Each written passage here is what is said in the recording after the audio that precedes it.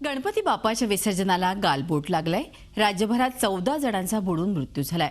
नाशिक जिल्ह्यात 7, वर्ध्यात 3, नांदेड, जळगाव, अकोला आणि सांगलीत 14 जण बुडाले आहेत। त्यामुळे मृतांची संख्या 14 वर गेली आहे। तर पुण्यात 2 जण बेपत्ता आहेत। नाशिकच्या सिन्नरमध्ये आसाम रायफलच्या सुट्टीवर आलेल्या जवानाचा बुडून मृत्यू झालेला आहे। संदीप शिरसाट असं या जवानाचं नाव आहे। रामेश्वर शिरसाट या बुडणाऱ्या तरुणाला वाचवताना या जवानाचा मृत्यू झाला। त्र्यंबकेश्वरमध्ये भूषण कसबे, वाडविहे मधल्या निलेश पाटील, मालेगावातल्या दाभाडीतला सुमित पवार, पिंपळद अमोल पाटील तर गंगापूरमधल्या रोशन साळवेचा बुडून मृत्यू झालाय। तर वर्ध्यामध्ये सेल्फीचा नाद तिघांच्या जीवावर बेतलाय। आष्टी तालुक्यातल्या माणिकवाडा इथले तरुण विसर्जनासाठी तारा सावंगामधल्या कड नदीच्या पात्रात गेले। त्यांना सेल्फीचा मोह आवडता आला नाही। त्याचवेळी तोल जाऊन 14 जण पाण्यात बुडाले। त्या तिघांचा मृत्यू झाला तर एकाला वाचवण्यात यश आलं।